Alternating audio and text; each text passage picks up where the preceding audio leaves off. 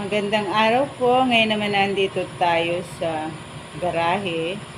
I-share ko sa inyo itong aking isda. Meron po akong inilagay na halaman dyan, temporary. So dahil lang kami nga po walang katapusang pag-aayos ng garden dahil po nag-extend kami ng bahay. Tapos yung kubo ko dati, yung po ay ginawa din, kaya yung mga halaman ko kung saan-saan na siya nakalagay. Ito po yung iba kong mga halaman na masyado ng maraming anak. Yan po ay i-replant ko para mas maganda po. Yung iba naman po, i-share ko or ipamimigay ko. Yan po. Dito ko lang siya inilagay dahil hindi pa ako tapos doon sa may kubo. At hindi pa rin po tapos gawin yung kubo dahil nga po si Kapitenyo Farmer ay masyadong busy dahil siya po ay naghahatid din ng aming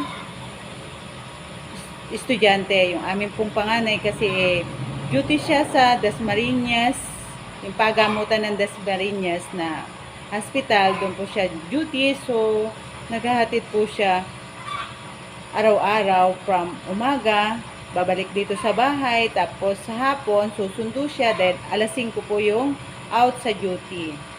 Yan po. Meron ako mga iba't ibang klase ng isda dyan. Hindi ko na po i-mention sa inyo yung mga pangalan. Basta meron ako dyan. Yan po. Yan. Iba't ibang klase ng isda.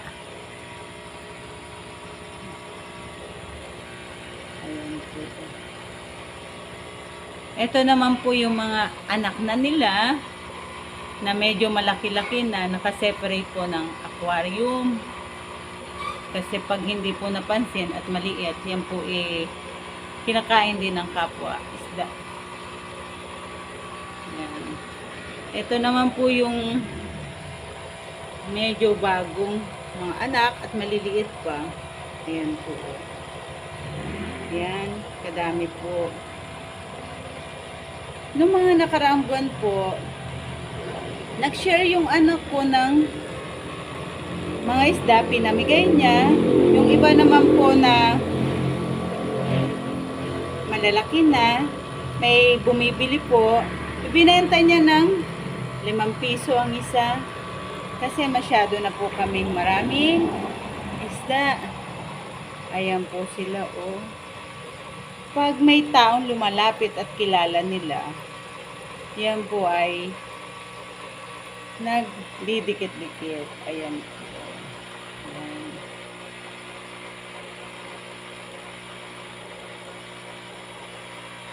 Ayan po. Ito po isa kong laging ginagawa kapag madumi ng tubig. Yan po lagi kong pinapalitan.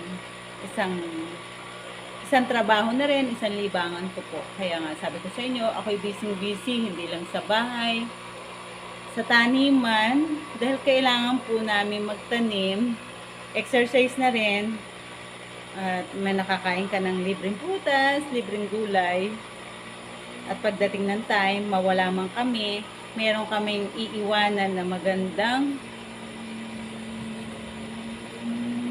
pagkukunan ng prutas ng aming mga anak at magiging apo.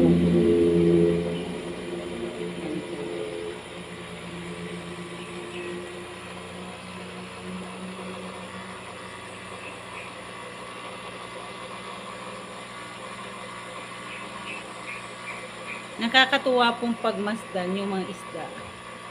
Yan po yung napakabilis lumaki, itong mga maliliit na yan. Hindi mo mapasin na ganito na rin pong kalalaki.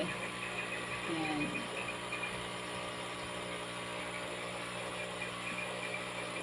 Yung pong aking mga goldfish, nung kami nagpagawa, marami po yan 7. Ang natira na lang po ay 4. Sa dahilang na-stress yata sa pagpapagawa namin, yung alikabok, semento, kaya yan ang nangyari.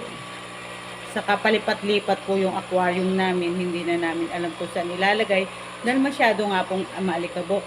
Hindi ko naman mailagay sa loob kasi tatlo sila. Wala po akong space sa loob. Shinare ko lang po sa inyo itong aking mga isda. Dahil ito po na-video ko na rin kung naalala nyo nung mga nakaraan. Nung bago-bago po yung channel ni Kapitenyo Farmers. Nung last year po. Kasi ang channel po ni Kapitenyo Farmer ay 1 year na.